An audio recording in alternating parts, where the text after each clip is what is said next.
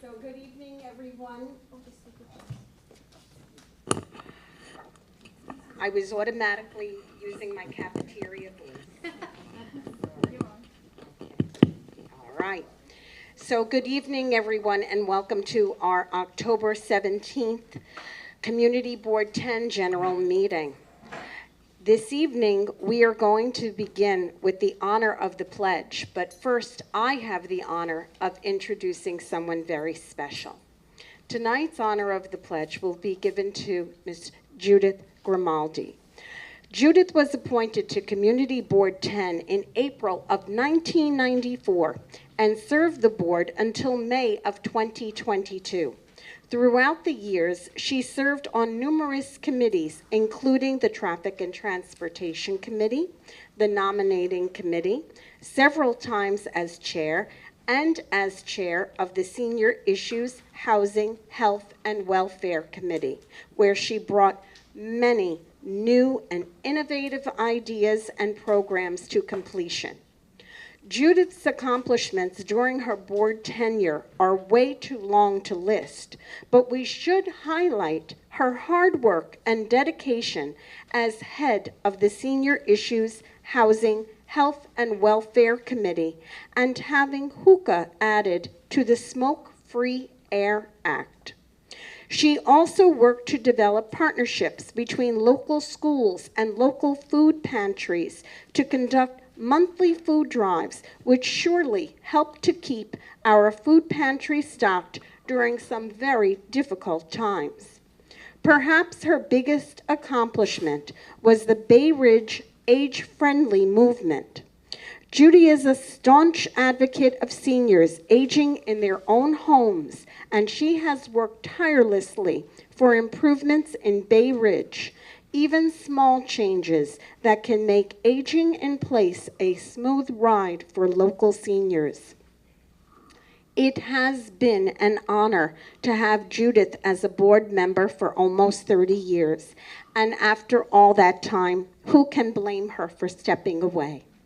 Please join me in giving Judith a round of applause for her dedication and service that helps so many living in Community Board 10 and beyond for decades. Judy, if we can ask you to come up, please.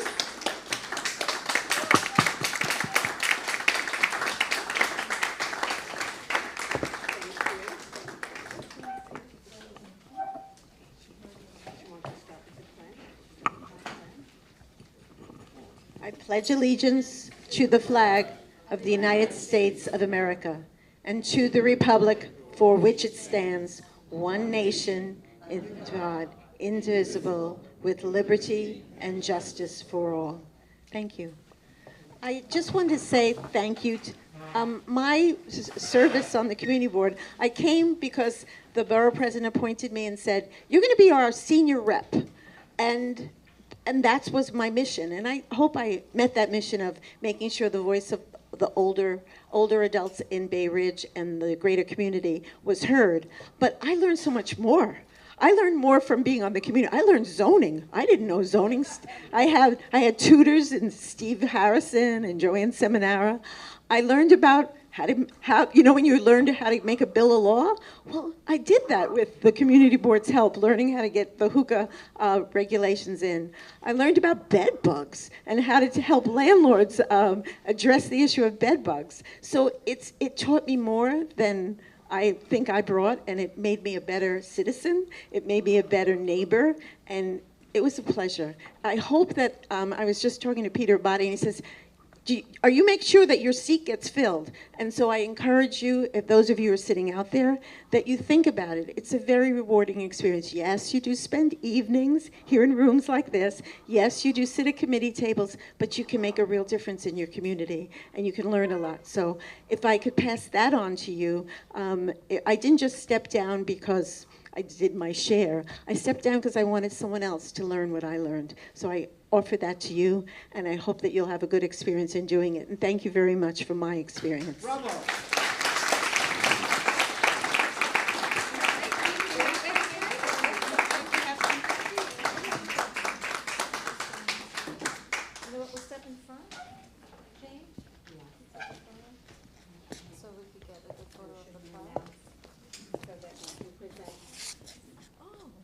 board would like to present you with this wonderful certificate of appreciation for 28 years of outstanding service as a board member.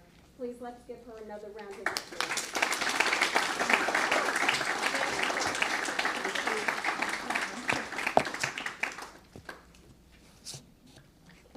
I don't want to sit on that. Thank you.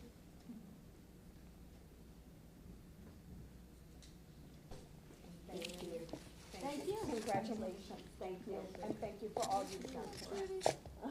Thank you. Thank you so much.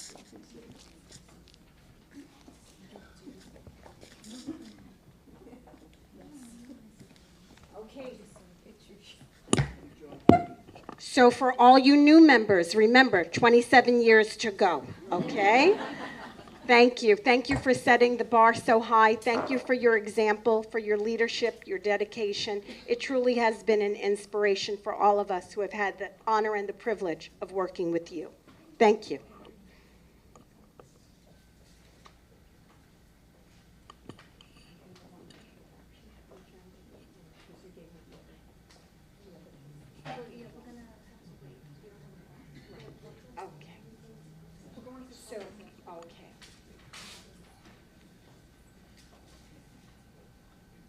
So we do not have a quorum yet, and so we're going to move on to our public session, and we have quite a few visitors here this evening.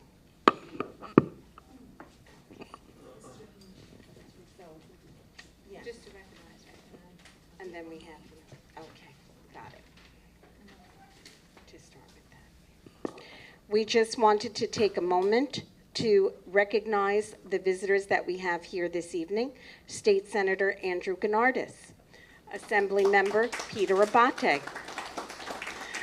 Tom Kelly from State Senator Gennardis' office, Lori Windsor from Congresswoman Nicole Malliotakis' office and Assembly Member Michael Tanusis' office, Nancy Lulu from the Brooklyn District Attorney's office, Police Officer Frank Ingerbretson from the 68 Precinct Community Affairs, Frank Fontana from the Department of Buildings, Michael Sheldon from Councilmember Brannan's office, Charlene Batts from Assemblymember Frontis' office, and the Honorable Matilde Frontis is also here this evening. Thank you. So thank you to all of our guests. And we'll now begin with the Honorable Matilde Frontis. Please come up. Thank you.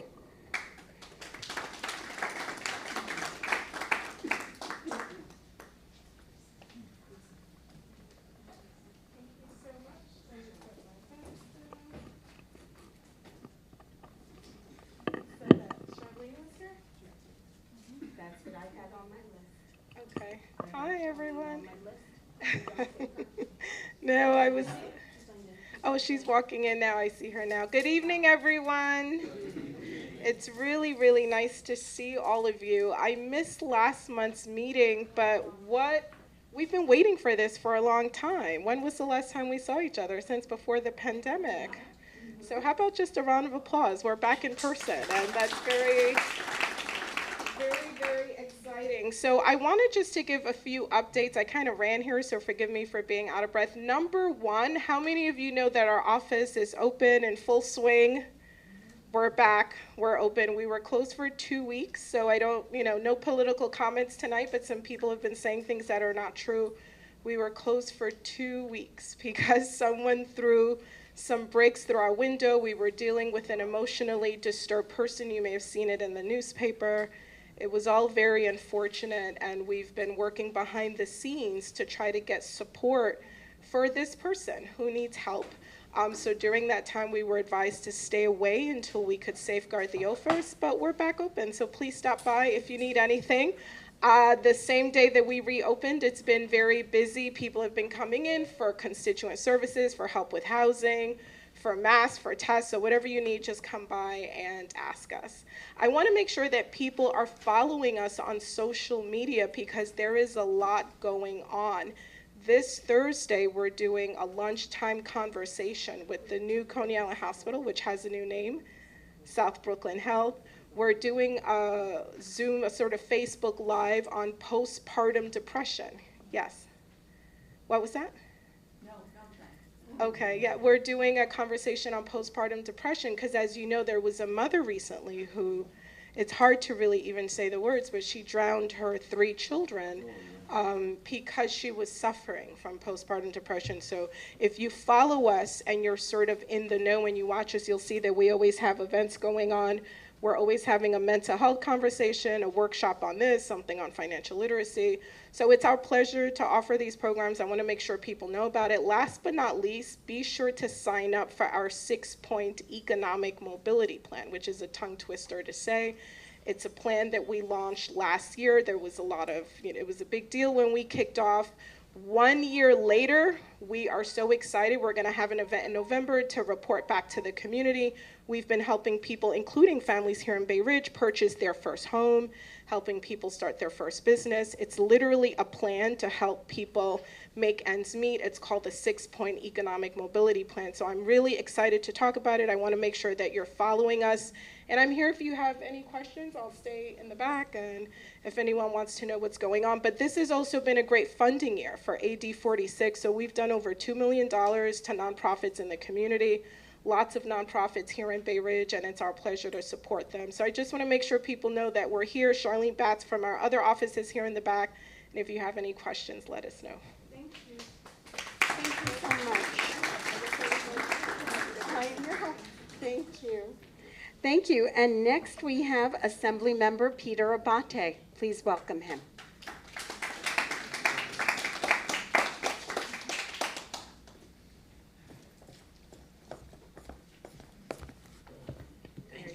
Welcome back to everyone. And Judy, she went behind. Really, thank you for your service all these years. We've both been serving the community. You 27 years and me 32.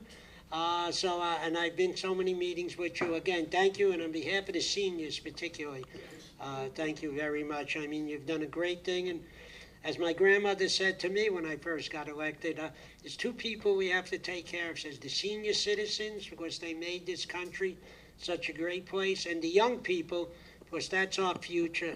And then with her hand and broken, he said, everyone else in the middle can take care of themselves. She said, so Judy, you took care of our seniors. And I don't know, do we have is the board completely filled with new members yet? Or there's still vacancies? We have 3 vacancies. See, Judy, there's vacancies, I told you.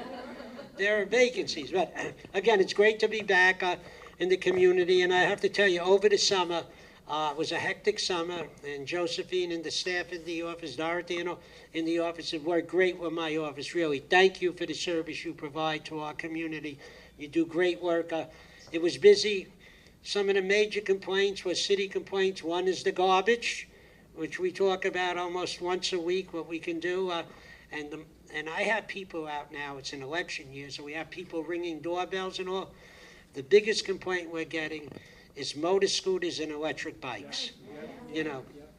So I was happy. We have 3 bills that I put in the middle of June last year to see what we can do with licensing, liability, and all. It's just gotten out of hand. I mean, on the sidewalks, seniors are afraid. We've had some, actually on 79th Street, 76th Street and 19th Avenue, there was a fatality over there. So we have the woman, middle-aged, crossing the street, a bike, right there, killed a poor woman. So I'm working on that. And the community issues. My office still on Fort Hamilton and 66th Street. We're there. We work not only on state problems, city problems, federal problems, but most of the problems we work with Board 10. So again, thank you. I know my colleague, Andrew Granados, is going to be speaking soon. He has a whole list of the things we did on the state level. So I let the younger people announce all these things. He's more active running around these days. So again, thank you. Thank you so much. Thank you. Watch your step. Thank you. Thank you. And in fact, next we would like to welcome State Senator Granados. Please come on up.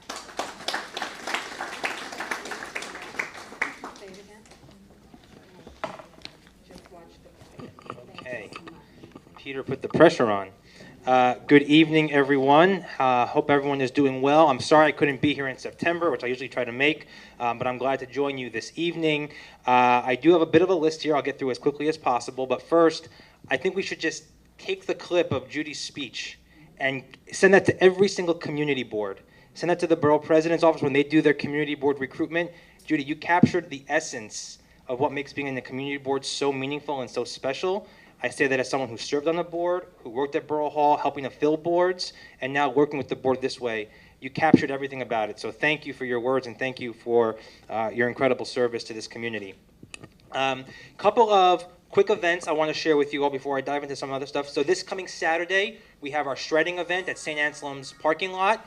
It's everyone's favorite time of the year. Bring all your old documents, papers, bills, whatever. We shred them all. We get rid of everything. What time are we starting, Tori? 10? 10 o'clock, St. Anselm's parking lot. If you've been there before, you know it times backs up. So get there early, join all the fun. On October 30th, we have our Halloween event in Owl's Head Park starting at 1 o'clock. That's always a lot of fun. This is a big family-friendly event. Lots of games and activities for kids, candy, everything, you name it. And we will be out there on October 30th. Our Veterans Breakfast is on November 3rd. If you are a veteran or if you know veterans, this is open to everyone who has worn the uniform and has served, so please reach out to our office if you or someone you know would like to attend our Veterans Breakfast. It's always one of our nicest events of the year. It's really meaningful. We do it at the Army base. We have the Army base host us as well. It's really, really special. So November 3rd. Some of you may have seen in the papers that there's been a lot of talk about the BQE. The cantilever by Brooklyn Heights is falling down. Brooklyn Bridge Park is falling down, and so they have to rebuild it. And there's a lot of work that has to happen with what happens to the cantilever, the portion by Brooklyn Heights. But the city and the state are working on addressing and talking about what's happening along the entire corridor of the BQE, from the Verrazano Bridge up to the Kosciuszko. They have broken the highway into three components. BQE South, which is from Atlantic Avenue down to the Verrazano. BQE Central, which is Atlantic Avenue to Sand Street, which is the cantilever, right by the promenade. And then Sand Street to the Kosciuszko is BQE North. Why this is relevant?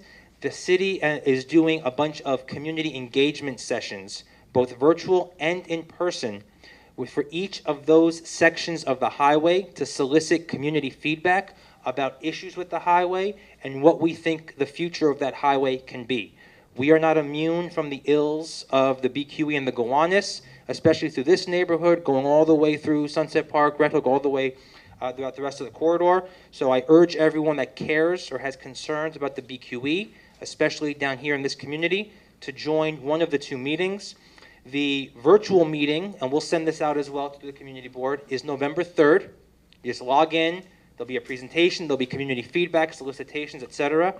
And then there'll be an in-person meeting on November 7th, probably in Sunset Park, I think is where they're looking at, but the location has not been finalized. That is for everyone that lives between Atlantic Avenue and the Verrazano off-ramp, basically, to come and discuss concerns about the BQE/Gowanus. Couple other quick things. I know folks today probably opened up their newspaper and saw a story in the Daily News about increased robberies at some of our restaurants in Bay Ridge. Been working with the precinct, with the community board, with the Merchants Association. My office has had meetings with them. We've had a meeting with the captain. I urge everyone that has public safety concerns to come to the community council meeting this Wednesday so we can have an honest conversation about public safety in the neighborhood. These are monthly meetings. This is open to everyone. We have the deputy inspector there and his entire leadership team giving us the facts, giving us the story behind everything, and we're not getting it just from a Facebook post or I saw this on a blog somewhere. It's the real data, and then we can ask questions and engage about real public safety in the neighborhood. So please, if you can, it'll also be live streamed on the Facebook page and on the Twitter page as well. And the precinct has the information, the community board has the information also. My office has gotten a huge petition about rats. Rats are a big problem. Peter talked about e-bikes. Rats, I think, are probably the number 2 problem we're hearing about. The city just today announced a plan to change the garbage hours when you can put the garbage out in an attempt to try to address a lot of the rat issues we're having across the city. I think it's a good idea. We'll see how that progresses. And the last two things I'll say, three things. Number one, this is a redistricting year. District lines have changed, so if I'm successful in November, my district will change dramatically from what it's been, but I'll still have Community Board 10. So the new district goes from Bay Ridge to Dumbo instead of Bay Ridge to Marine Park. So you may have seen redistricting, you don't know if you're affected or not. If you're still in Community Board 10, you would still be in the same Senate district, so no change there, regardless of who wins in November. And just today, I introduced new legislation to require places of public assembly to carry Epipens. This was a bill that came to me from the community. A young girl, 15 years old, her brother almost died, 11-year-old boy, because he ate something and he didn't know that he had an allergy, and there was no EpiPen on hand. And thankfully, by the grace of God, he was able to get help. But stadiums, arenas, concert halls, community places, restaurants, schools, etc., no requirement for EpiPens. 75% of kids who have an anaphylactic shock or episode don't know they have an allergy in the first place. And it's not required in any school. It's not required in any public place whatsoever. So we just put in a legislation. We're putting in legislation now to make that a requirement moving forward. This will help save lives. And the last thing I'll share with you is a couple weeks ago I introduced a new bill on child data privacy. Young kids, especially during the pandemic, have been glued to their screens, their phones, their computers. Average 8-year-old to 12-year-old spends 5.5 hours a day in front of a screen on the internet. For your 12 to 18, it's about 8 hours. They're not just doing it to read the Encyclopedia Britannica online. It's Snapchat, it's Facebook, it's Instagram, it's Twitter, it's TikTok, it's all these things. These technologies might be fun and exciting, but there's a dark side to them. People have died because of social media, because of bullying, because of people they've met through online that they don't know who they are. Drug dealers are using Snapchat to sell drugs, and because Snapchat, the messages disappear, you can't track them down. There's revenge porn, there's all this stuff happening on social media. Zero protections, not national protections, nowhere else. So I've introduced some pretty ambitious legislation to put in place the first privacy protections, actually second. California just did something last year. Second privacy protections anywhere in the country around data privacy and protection for young users. So I'll keep you posted on that as that progresses. I'm really excited about it, especially as this is the way of the world now in these days. We're all subject to it. The algorithm feeds off of us. It has a really pernicious effect on young people who don't know any better, and they don't know when they're being scammed, duped, misled, or they're in harm's way. So I got through my whole list. I think that I get everything, Tori? No, one last thing.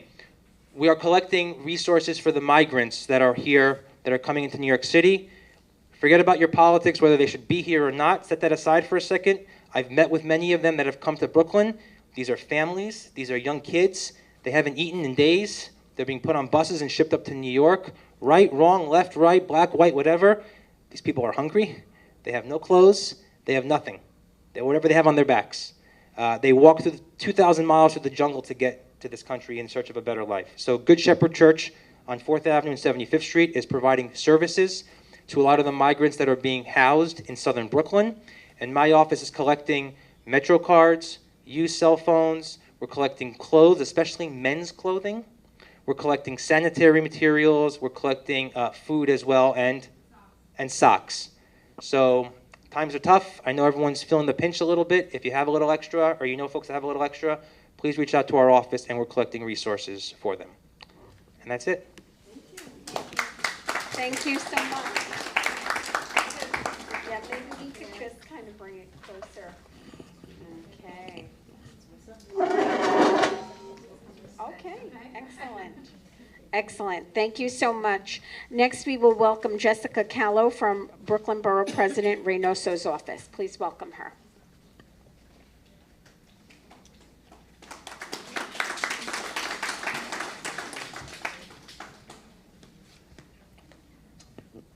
Thank you so much.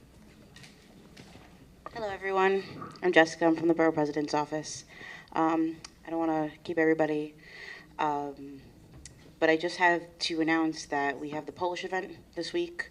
It's on October 20th. It's going to be held at Borough Hall, so if you're in the area, I recommend that you all come. And other than that, I have no updates, so if anybody wants to speak to me, I'm at the back of the room. I'm here all meeting.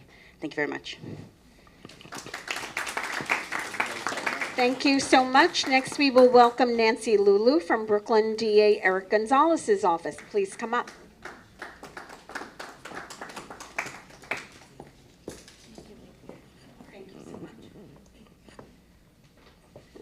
Good evening. Hope everyone's doing well this evening. I bring greetings on behalf of DA Gonzalez to everyone. Our office has been extremely active and busy. We're using every tool at our disposal to keep Brooklyn safe.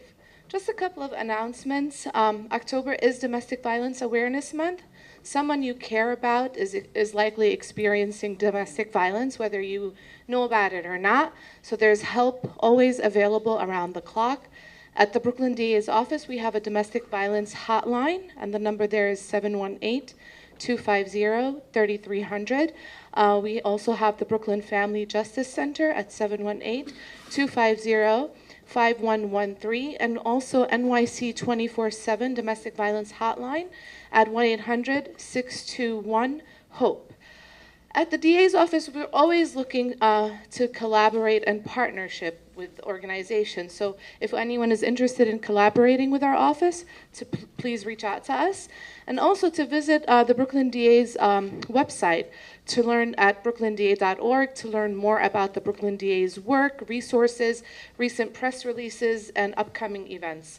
And as always, I like to urge everyone that have a concern or a matter that they would like to address with our office to call the Action Center at 718-250-2340. If it's something within our purview, we'll look into it. And if it's something we don't handle, then we'll advise on next steps, who to reach out to. And thank you so much to Community Board 10 for everything that you do. Thank you. Good evening. Thank you so much. And now it is our pleasure to welcome from Mayor Eric Adams' office. Please welcome Karen Cherry. Thank you. Good evening. I bring you greetings on behalf of Mayor Adams. I usually don't cover this meeting. My colleague had conflicting. Her name is Anastasia. She's the Brooklyn director who usually covers this meeting.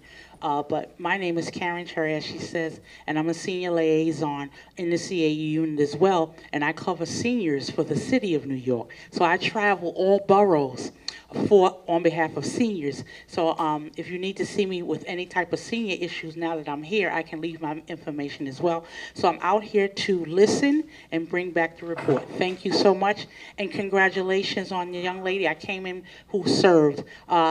Excellent. I need to take your name so we can give you a citation as well for the service that you did. Thank you.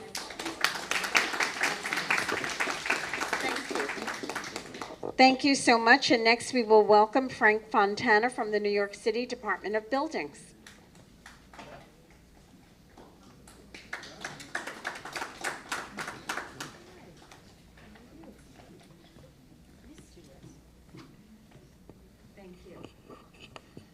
Good evening, everyone. Frank Fontana. I'm the Community Engagement Liaison for Board 10 in Brooklyn. One announcement, in September, the Mayor Adams announced a 90-day commission. So we work with stakeholders, the industry, nonprofit, government officials, and basically what it's going to be is a comprehensive review of the DOB and make any recommended changes to customer service, reduce any unnecessary regulation, any complicated processes or practices. So two immediate programs that came out of that we initiated recently was the Major Projects Development Unit for larger buildings. And there's also a BEST program, which we partner with Small Business Services. And basically, that provides business owners guidance to, sort of one-on-one guidance to work on any potential projects they have coming or any ongoing projects. So they can partner with SBS.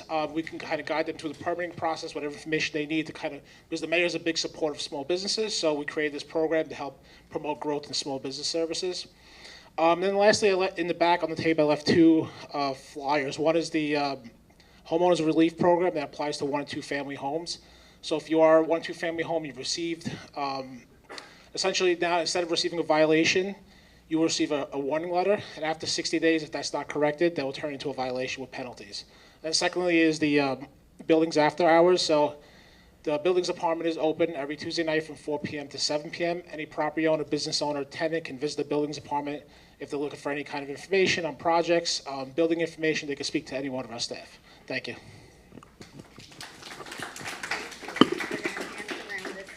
so nobody trips. Thank you. And next, we're happy to welcome one of our neighbors from Dyker Heights. Please welcome Rocco Bruno. You're on deck. Thanks. I just want to say what kind of progress they made with the sewer systems in Dyker Heights, if they made any. That's where we came for, so I don't know who can answer that question. But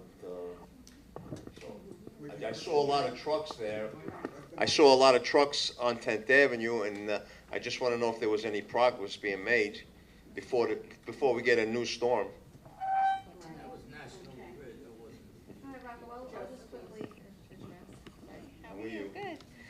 So I'll just quickly, I think both the chair, Jane Marie Kapitsanakis, and I are going to be addressing that in our respective reports. But in a nutshell, we did hear from you, Councilman Brannan, as you know, State Senator Granardis' office. We had a follow-up meeting. The Department of Environmental Protection has begun a drainage study of the area. The community board received, we did an outreach survey because DEP asked us to collect address information and contact information from residents. I want to say Brad Hannessy, who's a resident in the back, did a door-to-door from 77th Street to 86th Street. We had 70 residents respond to the community board office. All of that data was submitted to the Department of Environmental Protection. So as we understand it, we are going to receive an update from DEP. Right now they're conducting a drainage study. They have the contact information if it's required to go into respective people's houses. We're expecting, once that's completed, to get an update. The Community Board Executive Committee met and has made the replacement of the 10th Avenue sewers its #1 priority on our capital list, which we'll be voting on in a short while. So I have from that email list, I have a distribution list, and we will be keeping everyone updated as we hear from the Department of Environmental Protection. So that's my quick update for you. Jane? Thank you so much. And next we have Morris Denmark from the Fort Hamilton Library.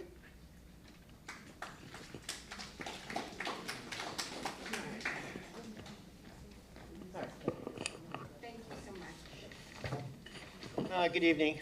My name is Morris Denmark. I'm the branch manager of the Fort Hamilton Public Library down on 95th and 4th Avenue. I just have a couple of quick program notes to announce this evening. We have a new children's librarian, I said last month, and we are now offering 2 story time programs each week, one on Monday and one on Saturday morning. They're both at 10:30 in the morning. And we'll be doing a Halloween arts and crafts program on Friday, October 28th at 3:30 to 4:30. It's after school. And I also like just to mention that we have, for those of you who still have a record player at home, the Central Library is now offering to loan out vinyl records. They are now stocking new vinyl records at the Central Library. You'd have to go to Grand Army Plaza, the main library, to borrow these items, and you'd have to, of course, return them to the Central Library. But they're now offering vinyl records again. They've been kind of lost to CDs and other downloadable formats, but we now have vinyl records to loan to the public. And, excuse me. That's a good thing. Yeah, it's wonderful. And the top record that is actually going out the most are, of course, the Beatles. The Beatles are one of the Rolling Stones are not on the list. We have Abbey Road, the Beatles, Born to Die by the Notorious Big, B.I.G., and of course Sharon Jones, who was a local woman who has passed away recently, and Fleetwood Mac is one of the high circulators. And so go to the Central Library, look through the collection, and you can borrow some vinyl. That's what I have. Thank you very much. Oh, thank you. Thank you so much. And now we'd like to welcome Rob Aguilar from Councilmember Avilas's office. Welcome.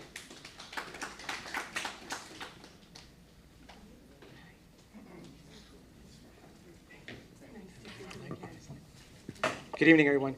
So, a very big hot topic that has affected our community is the flooding, right? Like when it rains, a lot of us are getting floodings in our basement. So our office has put together a meeting with DEP, and I'd like to invite you all. This is going to take place October 25th. It's going to be virtual at 6 p.m. And if you'd like to reserve, please call our office at 718-439-9012. I'll repeat that number again. It's 718-439-9012. If your home has been affected by the recent storms and you've had damage to your property because of the storms, I know I pumped 90 gallons of water from my basement during the last storm, and it's affected basically all of 4th Avenue all the way down to the very end of Shore Road. So please join us so that you can explain to DEP. I mean, we need to let them know how serious this is affecting our homes, and you know, they need to be held accountable. So please join us October 25th. Thank you very much. Have a great evening. Thank you. And next we will welcome Michael Sheldon from Councilmember Justin Brannan's office.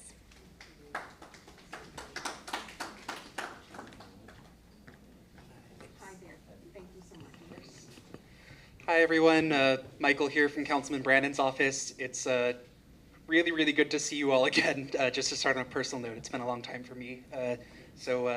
Yeah, thanks for having me back. I want to thank Senator Gennardis for hitting on most of the events I was going to invite you all to. I want to re-up our invitations to the e-waste and shredding event this Saturday and our annual Halloween festival at Owl's Head Park next Sunday.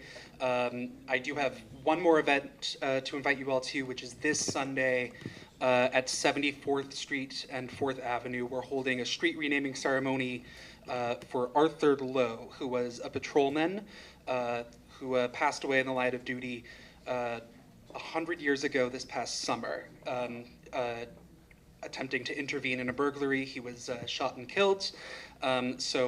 He served in, I believe, the current day 72nd Precinct, but he lived here in Bay Ridge. We're, you know, just trying to give him a sort of long overdue, but still very important honor. Other than that, you all know where to find us. We're at 8203 3rd Avenue. You can call us, email us, anything you need. It's just really good to be back. Thanks. Thank you. Thank you so much. Next, we will welcome William Vitale from the Ready New York Emergency Plan. Please come up.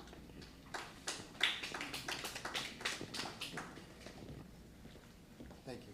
Thank you so much. Good evening. My name is Bill Vitale. I'm a member of CERT, Community Emergency Response Team. We're volunteers with New York City Emergency Management. What I want to talk about today is an emergency plan. September was National Preparedness Month. October is National Fire Prevention Month. But we have to be prepared every month. We were just talking about floods in your home. It could be a blackout. It could be a snowstorm.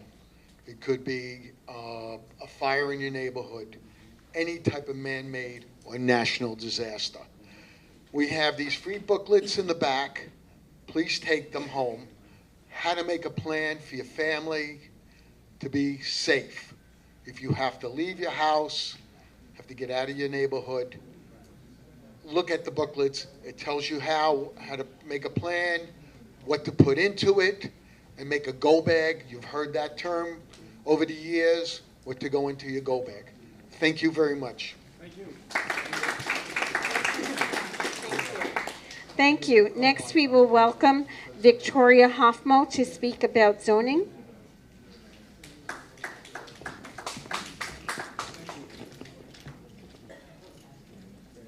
I have Kelly with me also. Welcome, Victoria and Kelly. Thank you so much. So I'm going to try to just be brief. Kelly, you want? I'm coming on behalf of the Bay Ridge Conservancy, which was started to preserve, protect, and enhance the built and natural environment of Bay Ridge and the area. So one thing that I think has been really problematic is the planes. I don't know if everybody's noticed, but the planes are flying very low. Justin looked into it, I think, in July.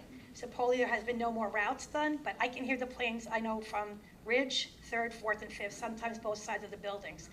I don't have a problem with the planes, I just think the sound is insane. And sometimes it's at 3 in the morning, 6 in the morning. So this can't be just that area, but I think it's a big problem. And I think if we don't start to look at it now, it's not going to change. So I thought for a while it was just because of the way gas was rising, maybe it was a way to save money, but it hasn't stopped, it's gotten worse.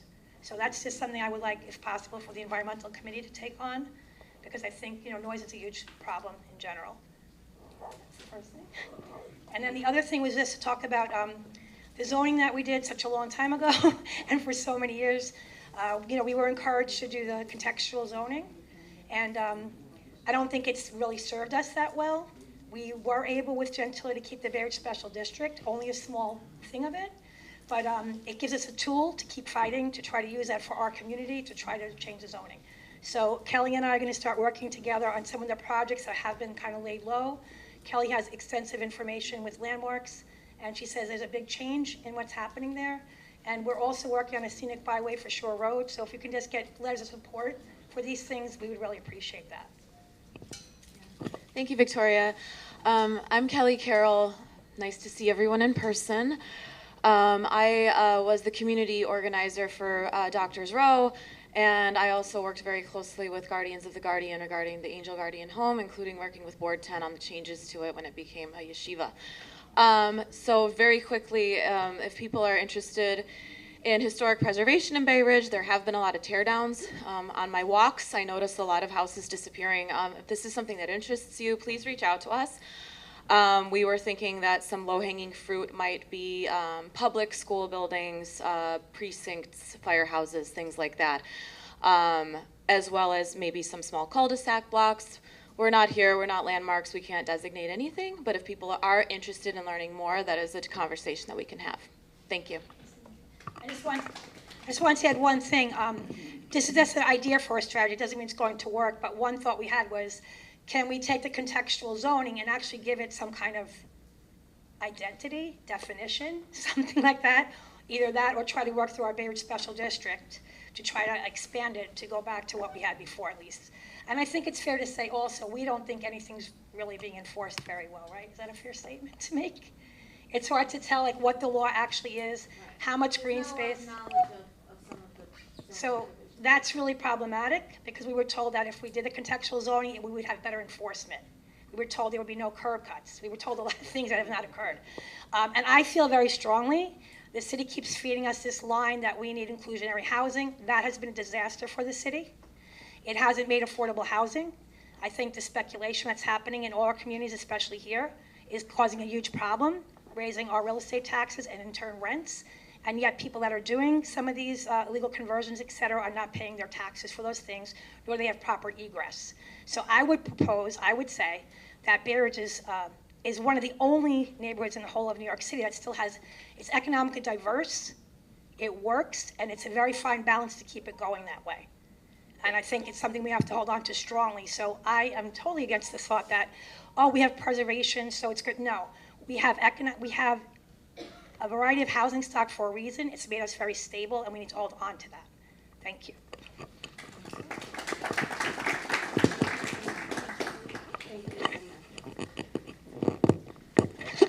Thank you. And our next speaker this evening is Gina Perosi, who wants you to speak about some quality of life issues. If you could please come up.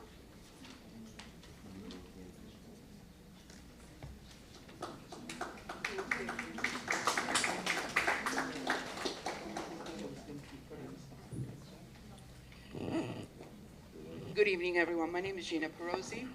I'm here for a few issues. I live on a dead end, 76th Street, between Ridge and Colonial. One of the issues is that, and I think the precinct knows as well as the Community Board 10, it is a drug dealing, selling, dead end corner, continuously. I'm sorry? Because it's dead. Because it's dead. And one of the issues is we don't have enough lighting. There is, on the other side, exactly 131, is completely in the dark.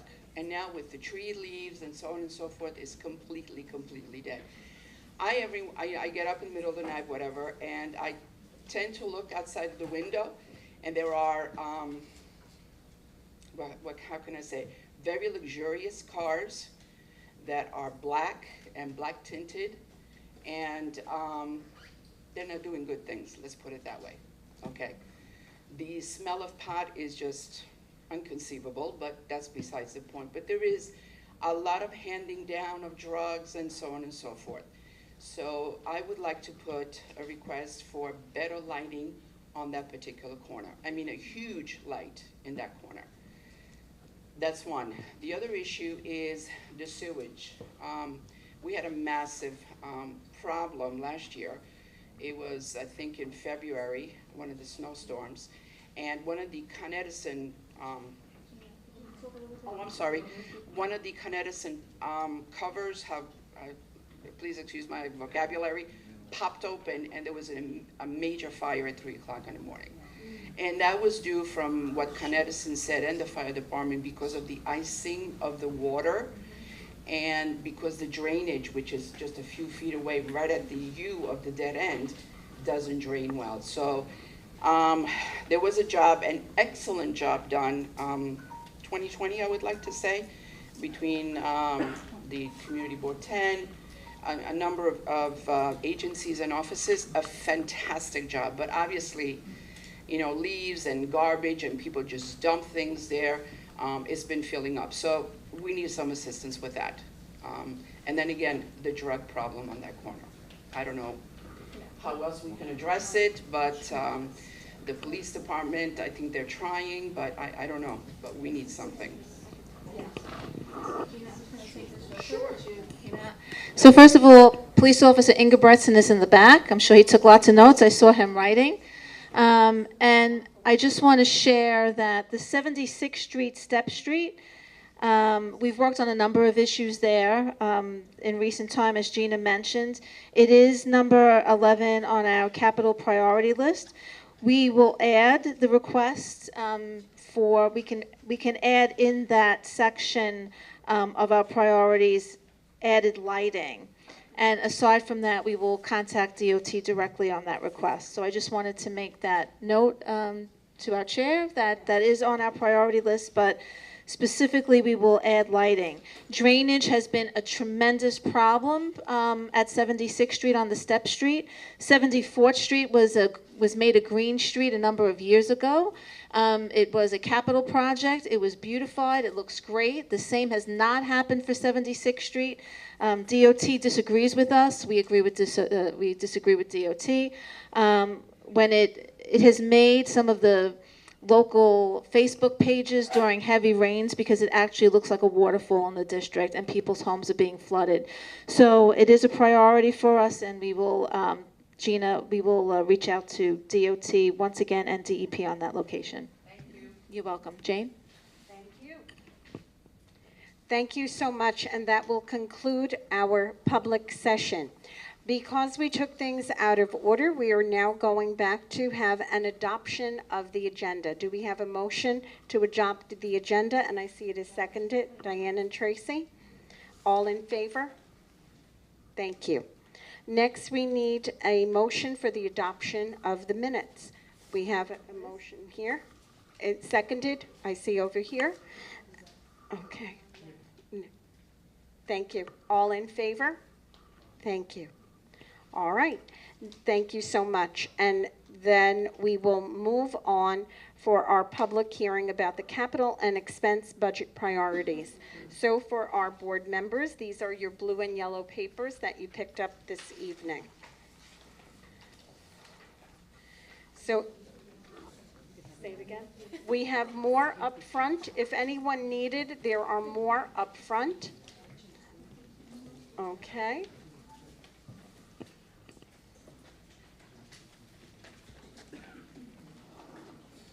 Thank you so much for helping with that, Judy. Thank you. Thank you.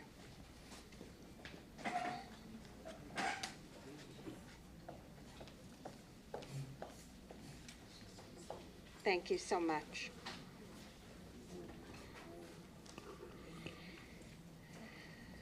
In the matter of prioritizing the capital and expense budget priorities for fiscal year 2024, in October, community boards have the opportunity to submit capital and expense budget requests for their respective community districts.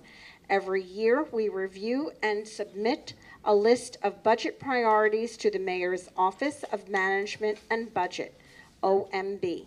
OMB looks it over and sends requests to the respective city agencies. The Executive Committee reviewed the board's budget priorities carefully at our September 28th meeting. We will begin with a motion to dispense with the reading of the capital and expenses budget priority list. I see here, and seconded. Thank you. All in favor? Thank you. Now, we are to open up our discussion regarding the capital budget priorities. These are the blue sheets. And now we said we already have an amendment added for number 11 on our list to add the lighting in point number 11, which was the 76th Street, Step Street, that Ms. Perosi just spoke to us all about, to add lighting to that. Are there any other discussion? I see we have, yes.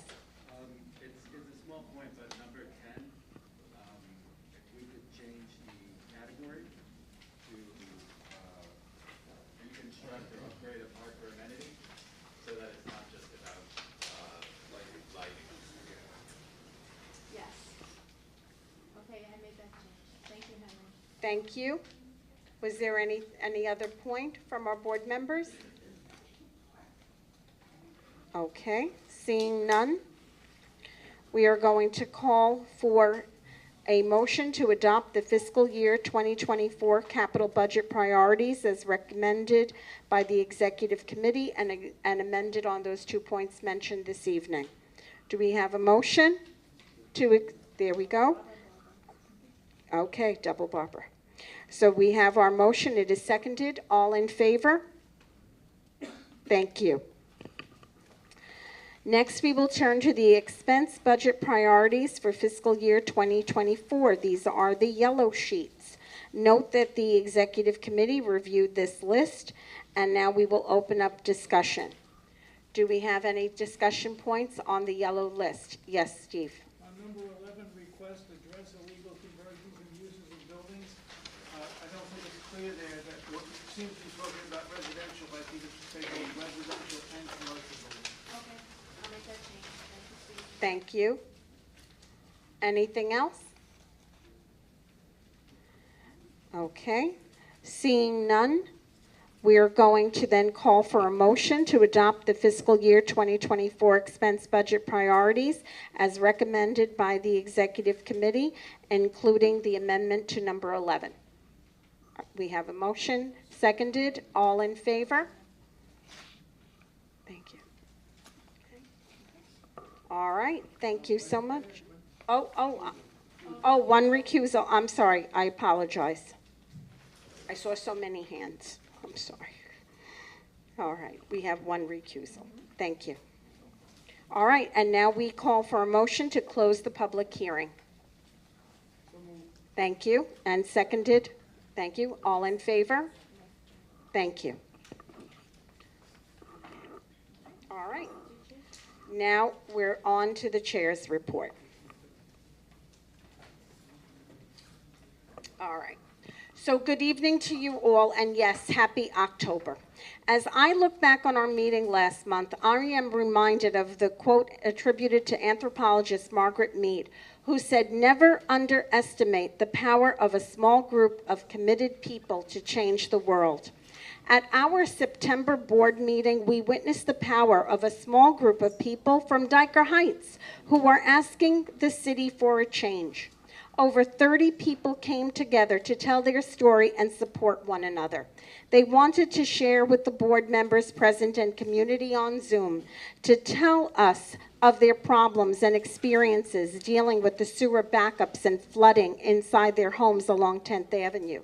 We heard from Fran Vellamarone from Dyker Heights Civic Association, who shared with us the frustration that when the enlarged sewers were installed from 63rd Street up to 77th Street in 1999, the job was never completed. Where those updates ended was where the troubles began for residents from 77th Street up to 86th Street. We heard from a woman who found herself in 5 feet of water in her basement and suffering the effects of that traumatic event. We heard from a gentleman who shared that he's 80 years old and still shoveling muck from his home whenever it rains, and how he worries that he just can't keep doing this. We heard from a father telling us the panic of trying to get to his wife and child when water was flooding his home, and the goodness, the true goodness of the neighbors from his block who come together and help one another through countless heavy rains. It wasn't a hurricane or thunderstorm that caused their experience, but the swift deluge of rain that is too much for the sewer system. And in that public session, something happened. The community listened, our elected officials listened, and we began to see action start to unfold. Within 1 week, City Councilman Justin Brannan, who was here that night, arranged for a meeting with the Department of Environmental Protection and the neighbors of Dyker Heights to discuss this.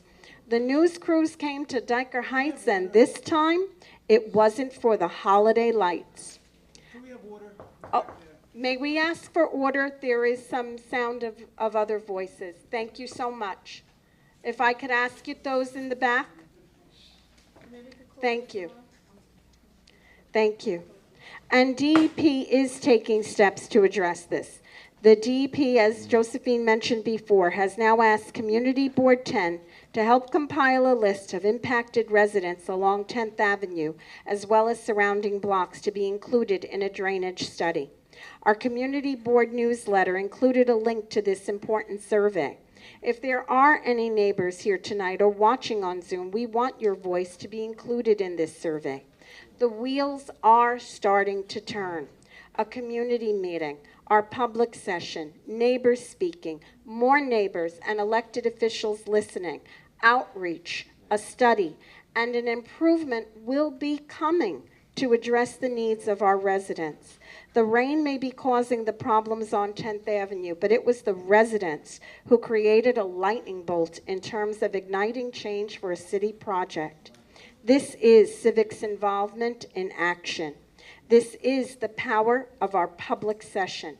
We appreciate that Councilman Brannan was so responsive. I hope that this is a powerful example to our residents and encourage our neighbors to let your community board know your issues, share your concerns, and let others listen so that we can collectively come together. We look forward to those updates from 10th Avenue and hope that by speaking at our public session, the residents of 10th Avenue have taken a giant step in helping to improve the quality of life for themselves and other members of our community. I am so proud of our neighbors on 10th Avenue. Thank you. Respectfully submitted, Jane Marie Capitanetti. And now we go on to our district manager's report. Please welcome Josephine Beckman. Thank you, Jane. Good evening, board members.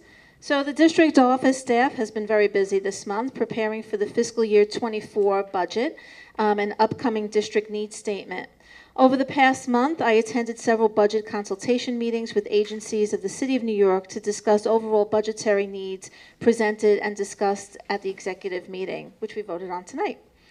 This year, we sent requests out for comment on our annual capital and expense priorities to local community-based organizations.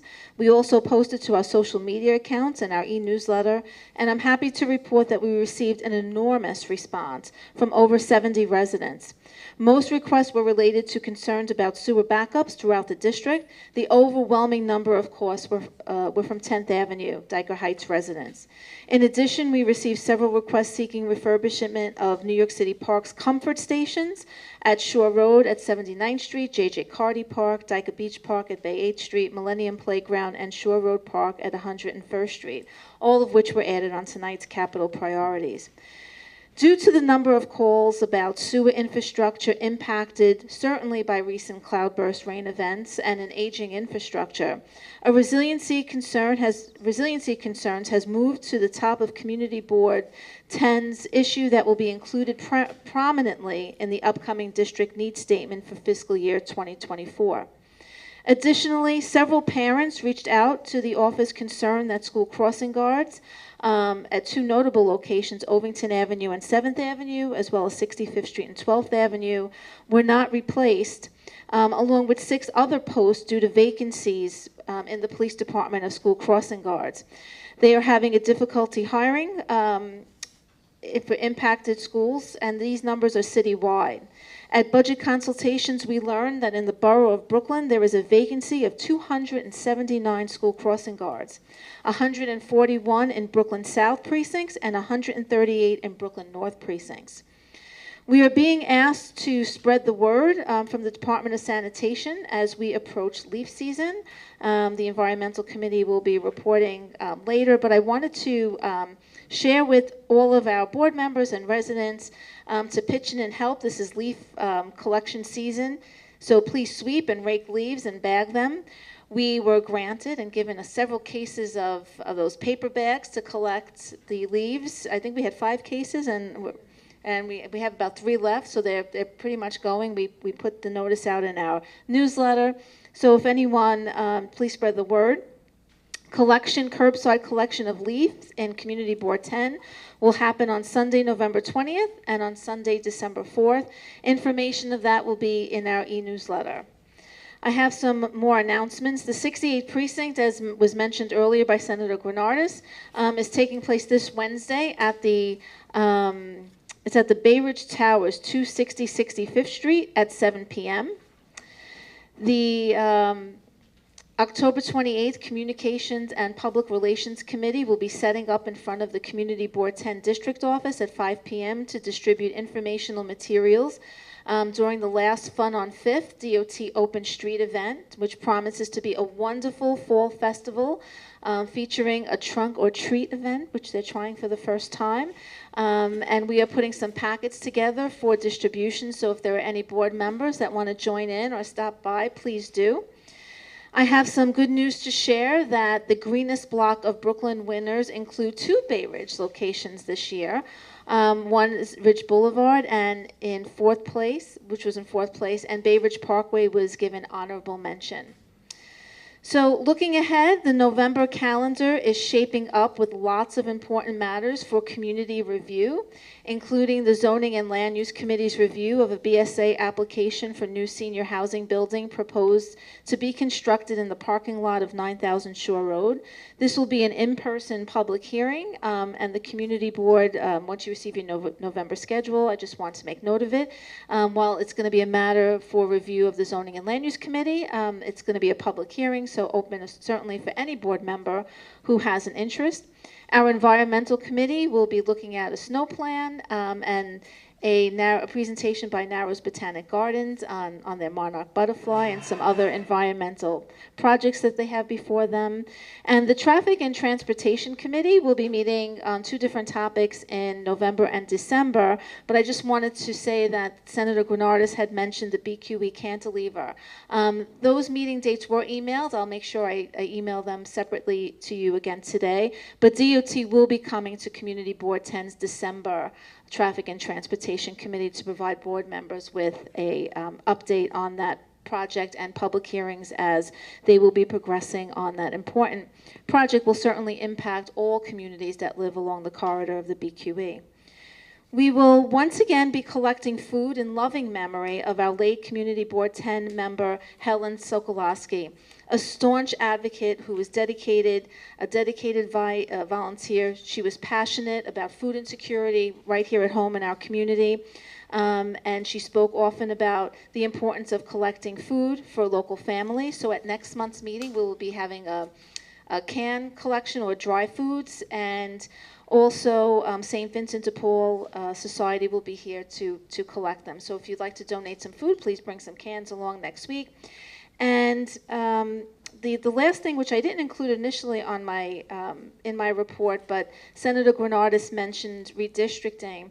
So in addition to the state senate redistricting, the city council has also, after the census, redistricts their lines every 10 years. And that has a direct impact on community board lines, which we'll be learning about. And for the most part, in Community Board 10, the 43rd Council District has represented pretty much, I would say, 90 to 95% of the community board boundary lines. And in the most recent proposal that has just gone to the City Council, that has changed significantly. So I'm going to send the link, and there'll be more meetings, I guess, in the future. But Dyker Heights is divided for the first time into, I think, 3 or 4 districts. That's the current proposal. So I certainly will share that link with you because that's going through the public process, and I'm sure we'll be notified as our appointments then will change once that is finalized sometime at the end of mid or end of next year. Our next general board meeting will be on Monday, November 21st at the Fort Hamilton Senior Center, 9941 Fort Hamilton Parkway. Thank you. Respectfully submitted. Jane? Thank you so much. And next we will have our treasurer's report. Please welcome Shirley Chin.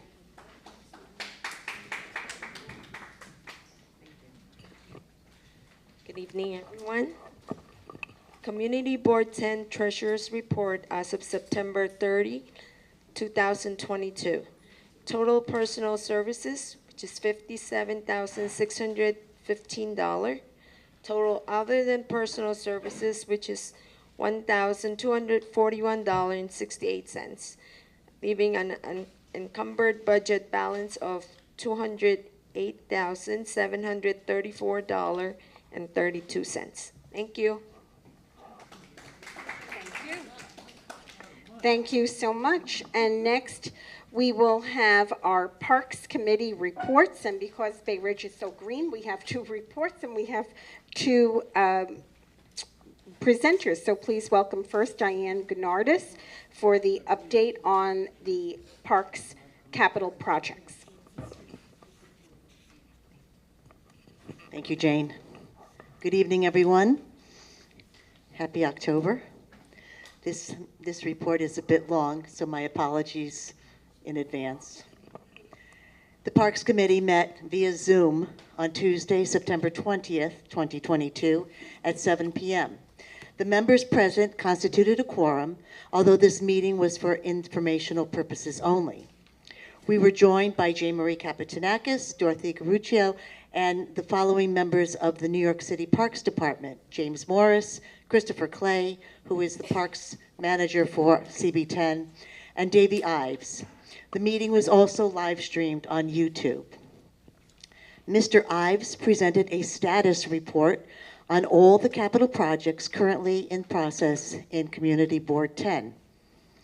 The first one, Fort Hamilton Field, the courts at Colonial Road and 83rd Street. This is a $2.2 million project funded by the Mayor's Office. The scope of the project was the reconstruction of 2 full court basketball courts with Lexian backboards, color seal coat, 3-tier bleachers, drainage repairs, landscaping, complete reconstruction of full tennis courts, including drainage repair, paving, stanchions, windscreen, and fencing. This project was completed and opened in the spring of 2022. The next was the Shore Road Park paving at 4th Avenue and Shore Road, by the Shore Road, Belt Parkway, and Verrazano Bridge. This is a $1.27 million project funded by the Mayor's Office. The scope of work included the restoration and paving of the path in Shore Road Park. Construction started in the summer of 2022 and is expected to be completed in the summer of 2023. The 95th Street Comfort Station will be kept open during this construction. The next is the Shore Road Park Dog Run at 4th Avenue, Shore Road, Belt Parkway, and Verrazano Bridge. This is a $1 million project funded by Councilman Brannan. The scope of the project includes the construction of a new dog run and paving of the related path in Shore Road Park. It will also include the installation of drinking fountains for the dogs. Construction started in the summer of 2022 and is expected to be completed by the summer of 2023.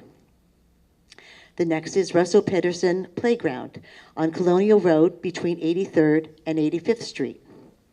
This is a $5.4 million project funded by Councilman Brannan. The scope of this project included the complete renovation of the playground, including play equipment for all ages, safety surface, drainage, pavement, sidewalk, landscaping, security lighting, fencing, interactive spray shower, fences, and benches. This scope does not include work on the basketball or handball courts or the comfort station. The scope does not the construction is expected to begin in the spring of 2023 and to be completed in the spring of 2024. We have a lot of parks. Shore Road Park Vinland Playground at Shore Road and 94th Street. This is a $3.4 million project funded by the mayor. It includes the complete renovation of the playground, including new play equipment for all ages, safety surface, drainage, water system, pavement, sidewalk, landscaping, security lighting, fencing, interactive spray shower, and benches. The construction is expected to begin in the spring of 2023 and to be completed by the spring of 2024. The Quaker Parrot Field Dust Bowl, located on 8th Avenue and 65th Street. This $941,000 project includes refurbishment of the synthetic turf field and improve the drainage. Construction started in the summer of 2022 and is expected to be completed by the fall of 2022. John J. Carty Park Phase 2, located on Fort Hamilton Parkway between 94th Street and 99th Street. The cost of this project is $5.4 million and was funded by Councilman Brannan. The scope includes a complete renovation of the playground, including installation of new play equipment for all ages, safety surfaces, drainage, water system, pavement, sidewalk, landscaping, fencing, spray shower, and benches. Any work on the building is not included. However, Parks will try to fix up the bathroom with small improvements. The construction is estimated to begin in the spring of 2023 and to be completed by the spring of 2024. Owl's Head Park, located on Colonial Road and 67th Street. Councilman Brannan funded this $2 million project and will include the complete reconstruction of the slope paths, retaining wall, stairs, drainage, landscaping, seating, and security lights in both Phase 1 and Phase 2. This project is to be done in-house by citywide services of the Parks Department. Construction is to begin in the spring of 2023 and to be completed by the fall of 2023. Owl's Head Park Playground and Basketball Courts, located on Colonial Road and 66th to 67th Streets. It will include reconstruction of the basketball courts, elimination of redundant fencing, and a complete renovation of playground, including new play equipment for all ages. It is scheduled to begin in the spring of 2023, although because of COVID restrictions, the start date will probably be extended to the fall of 2023 and is estimated to be a one-year project. Shore Parkway Bike Path, located on 4th Avenue, Shore Road, Bell Parkway, and Verrazano Bridge. The total cost of this project is $7.5 million, funded in part by Borough President Adams at the time, Mayor Bill de Blasio at the time, Councilman Brannan, and former Councilman Traeger. It includes a strategic reconstruction and engineering study to begin to explore the best use of funds for construction. The project is presently in the design phase. No additional information on this project is available at this time. Mckinley Park, Phase 1, located on Fort Hamilton Parkway and 73rd Street. This is a $5 million project funded by Councilman Brannan. It is described as the complete reconstruction of full-court basketball courts, the reconstruction and expanded playground equipment. They will also try to redo the bocce courts because of the outpouring of community requests. It is expected to begin in the spring of 2024 and to be completed by the spring of 2025. Dyker Beach Park Bay 8th Path Reconstruction, located on Bay 8th Street and 14th Avenue. This $6 million project was funded by Councilman Brannan and Speaker Adams. The scope includes the reconstruction and replacement of some of the network paths and asphalt, new benches, fixed drainage within the park, and possibly the repair of some of the sidewalks outside of the park where needed. It will be completed in-house by New York City Parks and will begin in 2023. Patrick Overt Playground, located on 81st Street between 11th and 12th Avenues. This project is funded for the $1.05 million and is considered a project in state of good repair funding by the mayor. This project is in collaboration between the Parks Department and the Department of Environmental Protection. It includes the reconstruction of multipurpose play area with full depth asphalt, new Lexan backboards and hoops, benches. It will include the installation of underground retention tanks, which will serve to hold excess water from major storms. It serves to reduce overload on the sewer systems. In consideration of the discussion from Dyker Heights residents at our recent general meeting, we suggested that the Environmental Committee of Community Board 10 reach out to the DEP and get more information on these tanks. This project is to begin during the fall of 2022 and to be completed by the spring of 2023. Dyker Beach Park Asphalt Field, located on 86th Street and 14th Avenue. This $945,000 project is also considered to be a project in state of good repair and is funded by the mayor's office.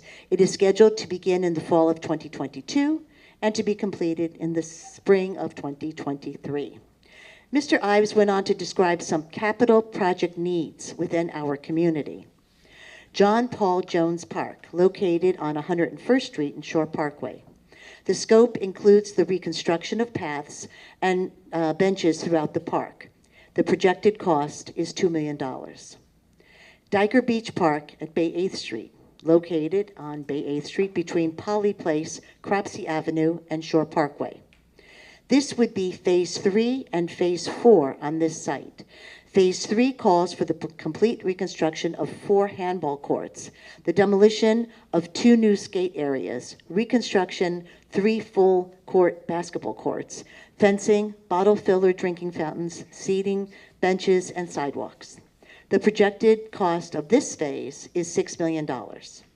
Phase 4 completely renovates the playground with new play equipment for all ages and abilities, interactive spray shower, puppet states, seating, fencing, drainage, security lights, and shade.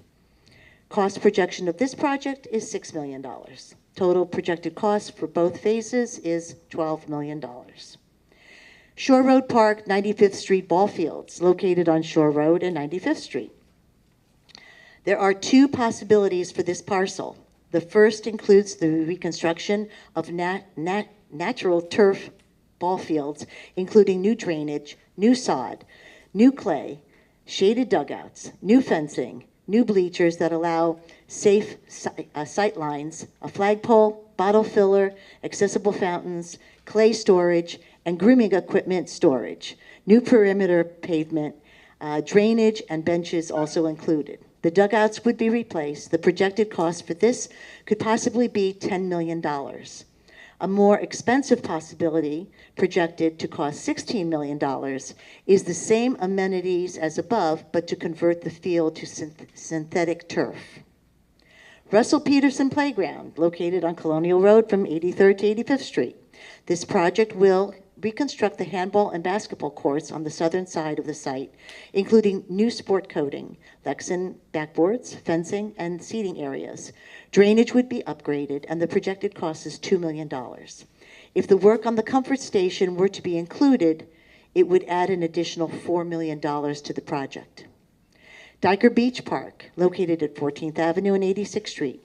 Phase 1 and Phase 2 are in the process of being constructed. Phase 3 would completely reconstruct 3 turf baseball fields, fix the drainage, fencing, sidewalk, dugouts, bottle filler drinking fountains, seating, clay and team storage, and would come at a cost of $11 million.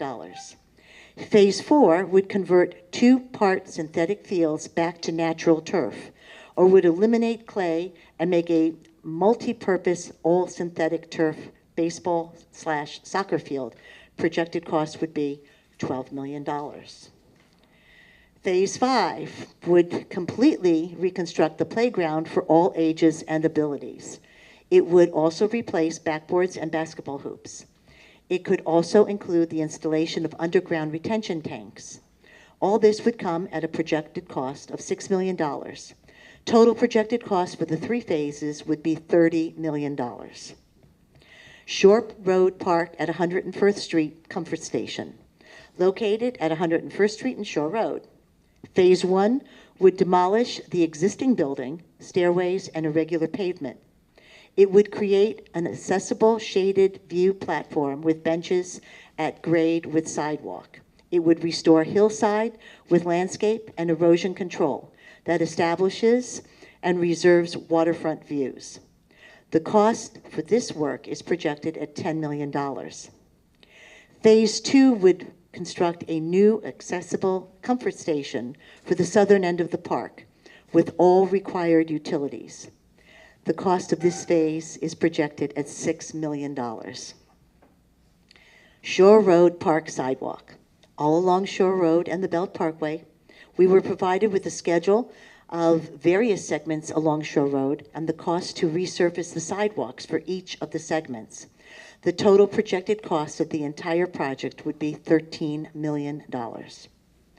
Discussion ensued about the types of plantings that would be easier to survive without maintenance in the parks. So much of the lovely plantings that were installed by the 95th Street stairway have already died. There was also a question from the committee about requests to plant trees. This should be done through the 311 system. Subcontractors are assigned to fulfill these requests. However, it could take many years to actually get a tree planted. Tree pruning is for residential properties only and are on a 7-year cycle.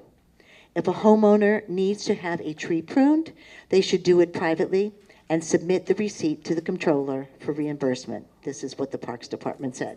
This is what the Parks Department said.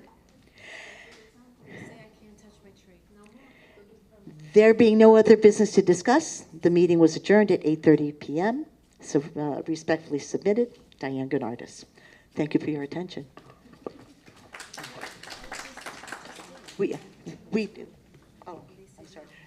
We do have to really commend our city councilman who has provided us with a lot of funding to maintain our parks, and so we should be very happy for that.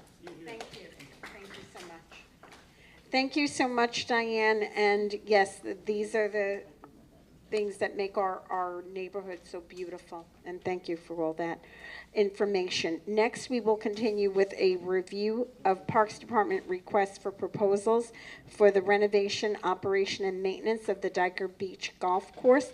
This meeting was chaired by Henry Stewart. Henry, thank you. Please come up.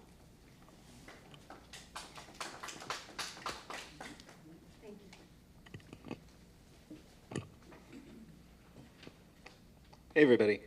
So the Parks Committee met last week, but Diane couldn't be there, so I acted as chair. The agenda was a discussion about the department's upcoming request for proposals to operate the Dyker Park golf course for the next 20 years. The current 20-year contract with American Golf is set to expire in early 2024. So they said before the final agreement is signed, the department would return to the community board so we could evaluate it, and there will also be a public hearing. But I brought up the issue of perimeter maintenance, making that a part of the contract, because at present there are very serious issues with litter and dumping, as well as basic weeding and mowing. And the park said if that's an issue at this particular location, it can be highlighted as an obligation as part of the RFP. Jonathan Bova asked if American Golf would rebid. Parks said they weren't sure, that no one was precluded from bidding. The goal is to get as many proposals as possible so that they have options, but there's no automatic renewal as in a traditional lease, and there's no competitive advantage to being the incumbent. So American Golf would have to compete just like anybody else. It was asked if they were just looking for the highest bid, but Park said no. The difference between a request for bids and a request for proposals is that the latter include criteria beyond the fee, such as operating experience, planned operations, capital plans, financial capability, environmental considerations, hours, pricing, maintenance plans, staffing plans, rubbish removal plans. All those things were taken into consideration. Jonathan agreed that perimeter maintenance was absolutely needed to be included.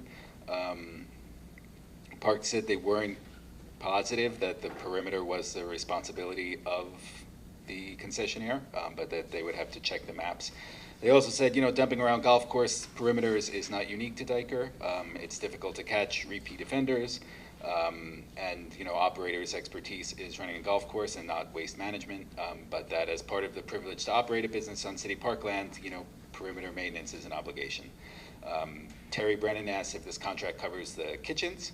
They said it covers everything on the course, all structures, kitchen included, landscaping features. Dan Hedix proposed that concessionaire do regular inspections of the perimeter, even if it's just to pass along information to the Department of Sanitation as a partner to the community, which is also doing that work.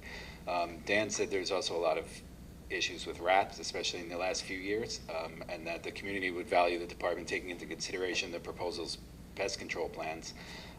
And they said pest control maintenance schedules are something that the department considers, and that it could be highlighted in the RFP. Leodon Castillo asked if it would be beneficial to look at the last RFP, but they said a lot has changed in the last 20 years. RFPs have gotten less attractive to operators than they used to be. They're full of restrictions and requirements and are much longer documents now. But they also allow the business community to be creative in its ideas for how best to run a golf course. The Parks Department is not an expert at running golf courses, which is why they have these outside companies. Parks, for example, doesn't prescribe the best way to deal with rodents because they may not be up to date on the latest industry standards. And that's what the RFPs are looking for. Terry asked what the repercussions for bad operators are, since it's a 20-year contract. And Park said all concession agreements are terminable at any time for any reason at the sole discretion of the Parks Commissioner, with no reimbursements for unamortized investments, which is a big risk for concessionaires. But Parks typically tries to work with operators on potential issues before taking that route. I asked whether they consider where a company is based, say prioritizing local proposals over international ones. But they said no, that Parks is just looking for the best operator, regardless of who they are, where they're from, though there is a vetting process and a background check. Dan asked about the climate resiliency and environmental impact. The course is close to the Narrows, it's close to a flood zone, it's former marshland. He also asked about mosquito control, West Nile, and about migratory bird patterns, as the course is one of the largest green spaces in the borough. And Park said the RFP as already drafted addresses comprehensive sustainable design, making that aspect an important part of any proposal. Dan also advocated for greater public access to the course. Parks asked us to expand on that because picnics on the green aren't feasible, but they were suggesting. Parks actually suggested, annual community programming, perhaps in the parking lot or the clubhouse, environmental-related educational events, partnering with a local conservancy group or with the urban park rangers. Dan proposed better public access, for example, to the peripheral paths, or that they could host a movie night, or that they could partner with local groups to open the clubhouse to community events, even the community board, as there are limited spaces in the area for such things, particularly places with parking lots. Park said they thought movie nights were a great idea, that during the pandemic, Orchard Beach hosted a drive-in movie, and it's potentially profitable for an operator selling concessions. I added that the golf course is the 5th largest open space in Brooklyn.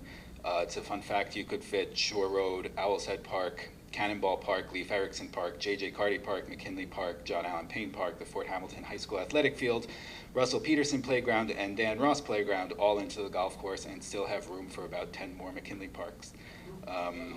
But it's totally off limits to a sizable segment of the community that doesn't play golf. And so it would be beneficial and exciting to have a concessionaire in place open to inviting the public onto the course. And Park said that the RFP is a great opportunity to revisit this idea of inclusion that, 20 years ago when the contract was last awarded, it was a very different time. Richard Day asked about the community board having access to the operator during the 20-year term to address any issues that may arise. And Park said they're always available to the board to deal with anything that comes up, and they can also facilitate conversations with the operator. They're 20-year contracts because apparently operating a golf course is a significant expense and requires investments up front that take many years to recoup. And board member Buchalter Pollock asked about programs for kids, which American Golf seems to have suspended. And Park said there's nothing precluding an operator from running a junior golf program. Many do, and if that's something that we want to see, that also can be highlighted in the RFP. We didn't take a vote, but looking back, maybe we should have. Parks asked us to submit a list of community priorities to them in writing. So what we came up with in the committee meeting was number one was perimeter maintenance, the clearing or at least actively working with sanitation to clear debris and dumping, especially along 14th Avenue as well as Poly Place, 7th Avenue and 86th Street. Number two was a pest control remediation plan that addresses increases in rat sightings as well as mosquitoes in West Nile. Number three was a resiliency and environmental plan that takes into account the park's proximity to the water, its history as a natural tidal marsh, and its attractiveness to migrating birds. Number four was public access programming and community involvement, opening the course to non-golfers for such possible things as educational initiatives, parks programming, movie nights, evening walks, and other such events, as well as offering meeting space to local organizations. And number five was a junior golfing program for kids. So I guess we could have a discussion now if anybody else has other ideas or other priorities not in that list. Sure. What you're talking about this golf course? I drive past it for the last 62 years. It amazes me that there has never been put up even just an outdoor mini golf section.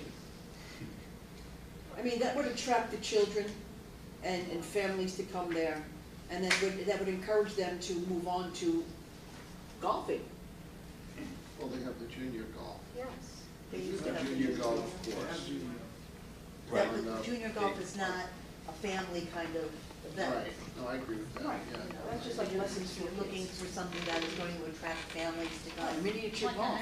Kids can come with the families, they can play, and the course itself is just so large it wouldn't take away from what has been going on as it is. Henry, is there a driving range also there at the golf course? I don't think so. Marine Park has it. Wait, can I say something? I asked that question years ago about the driving range, and I was told that there's not enough real estate for that. Well, they lied. No, the driving range as opposed to the. Yeah, not the mini golf, driving. The mini golf. Driving range takes a lot of space. There's a lot of space, yeah. For miniature golf, it doesn't have to be a big thing. It doesn't even have to be indoors. It could be just an outdoor little section. Sure. I mean, we could include a sixth item that's something like opening up parts of the course to other uses, such as a driving range or a miniature golf course.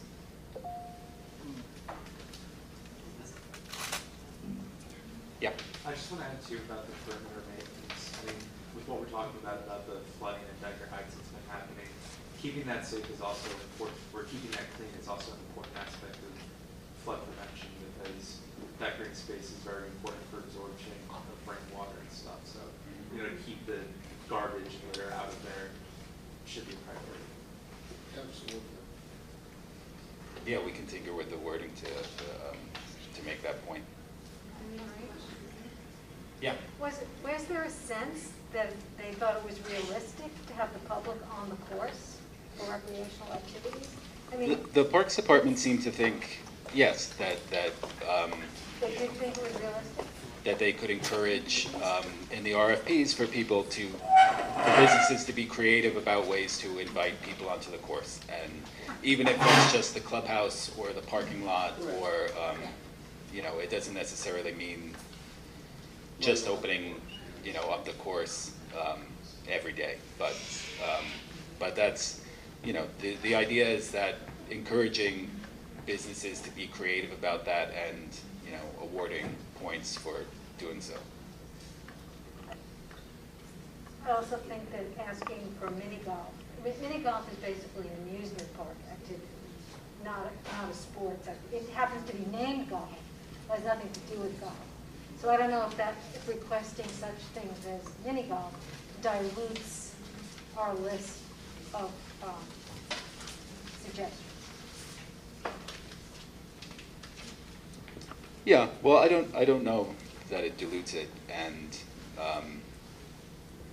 again, as phrasing it, not just we want to see miniature golf, but maybe encouraging businesses to be creative about ways that they may use some of the existing space for more creative uses. Just offering more options to the community.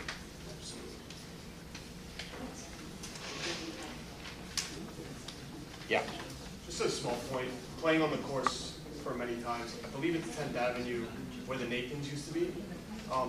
If there is a new RFP and a new operator is going to take over kind of the management of that place, whoever bids on it, the fence line along that 10th Avenue is relatively low for a lot of people playing.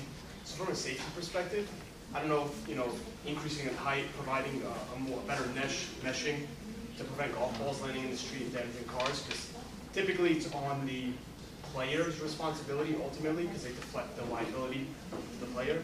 But just for the community in general, I think managing that can be really helpful, especially if that's going to become the school. Yeah. Yeah, we can add something about fence heights for sure.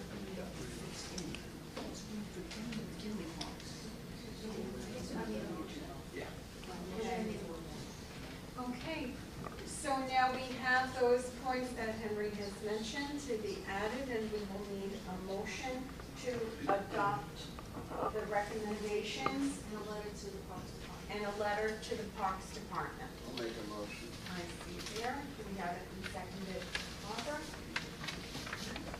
All in favor? Okay, no, Sorry. Yeah, I would really like to see that put in some kind of, I'm not quite sure exactly what we're voting on. We're saying that, like what we just talked about, but I'm not sure if we're saying, for example, we're recommending the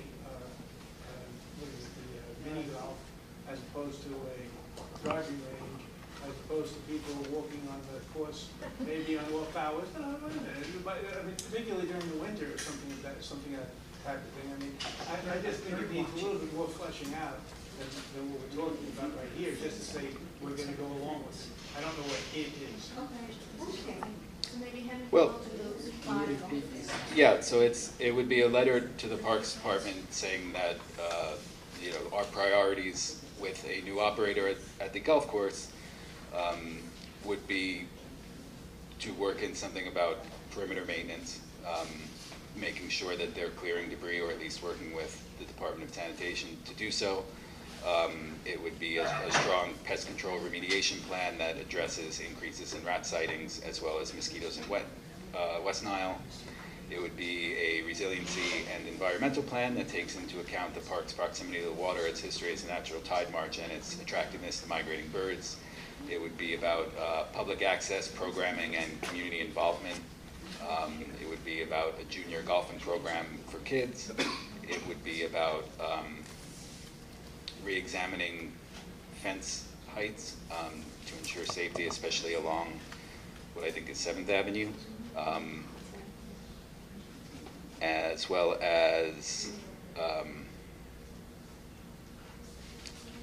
creative uses of the existing space, whether that's something like a driving range or miniature golf or something else. So the idea is just to explore these ideas. Correct. Okay, Right. As long as that's clear in there, that, Yeah. That you explore such things, because I think that Right. some of the things are absolutely undoable and some of them are absolutely doable. I'm familiar with the golf course. Yeah, it's not about, for the most part, it's just encouraging potential bidders to be creative about addressing sort of broad interests like access and sustainability. Just to clarify, perimeter, do you mean perimeter inside the fence or outside the fence? Outside the fence. Whose jurisdiction is inside the fence? Because there's a ton of garbage inside the fence that's around the perimeter of the golf course that isn't necessarily in the golf course, but all the outside areas of the golf course within the fence, it's a mess. Just send photos. They're responsible for that. They're responsible, inside and out. The park, Dyker Beach Golf Course, as we all know, is the perimeter, 86th Street, 7th Avenue, from 7th Avenue to Colony, it goes all around. There are portions that are part of Dyker Beach Park and not under the current RFP. Those are the playground area, that's that's what this is. Where there's playground, that's Parks Department, but the fencing area of the golf course, that's the golf course's responsibility, both inside and outside, yes. Yeah, we could make that clear about. I think I would just recommend that in suggesting that the RFP might, include some additional activities or the creative ideas, I'd like to see the wording to promote community engagement so that it's something that will bring the, members of the community to be able to use the area. Sure, yeah, that makes sense. Just one more thing. Is there any way that you could get cameras up there where there's because there's always illegal dumping there, and I know that some areas that have illegal dumping do have cameras? Yeah. Is there any way that could be included? Yeah. Cameras for what? I'm sorry. For illegal dumping. Oh, there's a camera. Any illegal parking. That's it. Well, that's true. Yeah, we could include the potential use of cameras in perimeter maintenance.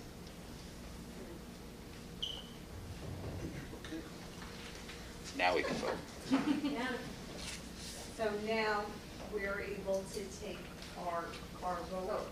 And now we can ask for a vote, all in favor?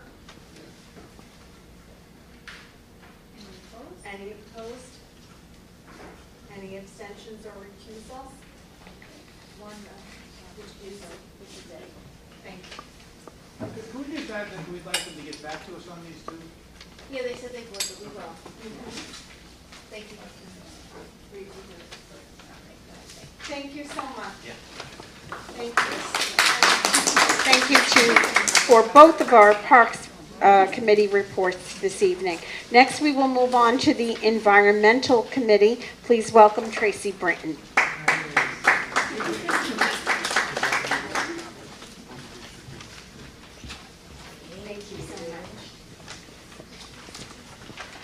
Good evening, everyone. The Environmental Committee committee met at 7 p.m. on October 6th via Zoom, and we met in quorum.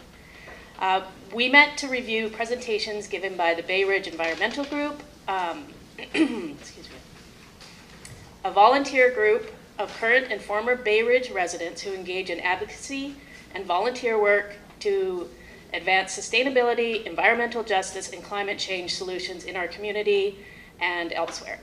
And also the Narrows Botanic Gardens, a local volunteer group for environmental preservation.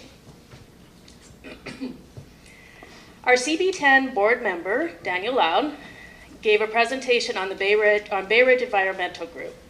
Daniel provided a thorough overview of who they are, what they do, their priorities, and future goals. BREG believes that even the most significant environmental issues can be addressed by engagement and advocacy at a local level. BREG provides these opportunities in our community through the following: volunteer actions such as monthly park cleanups, street tree care days,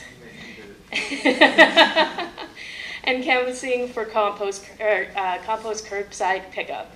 Advocacy by working with local public officials and collaborating with other environmental groups to push for environmental policies that will benefit Bay Ridge, education, organizing various groups of programming to ensure the community is up to date and aware of important environmental issues such as waterfront resiliency, clean energy, and improved access to public transit. The Environmental Committee urges all the board members and community to visit their social media pages, Facebook, Twitter, Instagram, for updates and information for getting involved. Unfortunately, Narrows Botanic Gardens was unable to present because they're due to technical difficulties, and we look forward to having them back at the committee meeting soon. The meeting was adjourned at 7:40. Respectfully submitted, Tracy Britton. All right. Thank you. And now we will have our Traffic and Transportation Committee report presented by Stephanie Simone Mahaney on behalf of Chair Anthony Marino. Please welcome. Good evening, everyone. Last report of the night. This is informational only. Okay. The Traffic and Transportation Committee met on October 12th at 7 p.m. via Zoom. The committee met in quorum, and it was the first meeting since coming back from summer hiatus. There was only one item on the agenda. Representatives from the Department of Transportation attended to share a presentation regarding the Car Share pilot program that is being implemented throughout the city. Justin Romeo was there to give the presentation for the DOT. Car Share Permanent Program was the presentation title, and Justin gave a quick overview of the program background. Car Share provides on-demand, short-term access to a shared fleet of vehicles, typically through a membership and annual or hourly fee. Car Share Parking Pilot Program launched in June 2018 with Zipcar and Enterprise Car Share, comprising 230 on-street spaces and 55 municipal parking facility spaces. The 2-year pilot averaged 24 trips per space per month, with an average of 17 households per available vehicle per month. There are a lot of statistics and data in this one. The pilot saw greenhouse gas emissions and vehicle miles traveled decline 7% and 6% respectively. The pilot is viewed as a success, establishing a permanent program providing car share parking spaces. The company Getaround that will be bringing this program to CB10 was also on hand to discuss the program. Adrian, the Getaround representative, explained that they were one of the companies that applied to be part of the permanent car share program. Getaround is an international company that was founded in 2009 and operates across the globe in 950 cities. And users have taken 6 million trips using Getaround. Vehicles are available by the hour or the day. You can book online, and you have instant access, so you can unlock your car with your phone. And trips are covered with insurance and customer support. Getaround shared some data with the committee. This data reflects their goals. They stated 3 goals: equitable mobility, congestion reduction, and environmental friendliness. So some of the statistics they presented were their users comprise 76%, or 76% of their users are communities of color, 40% are low-income families, and 90% of their users rent their homes. Excuse me. For congestion reduction, they quoted statistics that include 10% of their users sold or donated a car since joining, 83% did not buy a new car because of Getaround, and 96% used their personal cars less since joining the car share program. 74% of the trips include 2 or more people, 41% greenhouse gas reduction per household, and 74% live in zero-car households. Car share, and I think the city together, they look to put spots near other modes of transportation to keep things accessible. They also want to be in visible locations. There are 3 proposed locations for CB10. They are at 76th Street and 3rd Avenue, near Dimensions and Dance, 74th Street and 6th Avenue near the Deli Mart, and 64th Street and 11th Avenue along the side of Scaturo Grocery. At each location, there would be 2 cars. There's a robust outreach program to help getting the word out and discounts provided. There are discounts. They will provide a discount to encourage users to try car sharing for the first time. They will partner with community organizations to donate discounted rides, and they will reduce the cost of car share for low-income New York City residents by offering a recurring discount in educational materials. There were some questions from the committee. First was, why was Getaround the only car company being discussed? The answer was this was because they were the only ones that applied with a recommendation for cars in CB10. The other question was, who is responsible for the cars? The cars and the spaces are maintained by the company Getaround. They do not have to move for alternate side parking. They would have established spaces, very much like a no standing zone. The spaces will be monitored to make sure that the cars are being utilized, and if not, they may be relocated. On the other end, if they are being used robustly, they may add more spots. There is no exclusivity on the spaces, and more car share companies may start adding spaces next year. Overall, the feedback was mostly positive, but the committee still wanted to know more information. There also wasn't clarity on where the cars come from, and some of the data from the DOT felt incomplete. The DOT did follow up with a final report on the car share program. After the presentations and Q&A, the meeting was adjourned. Presented respectfully by Anthony Marino, Chair, Traffic and Transportation. Thank you very much.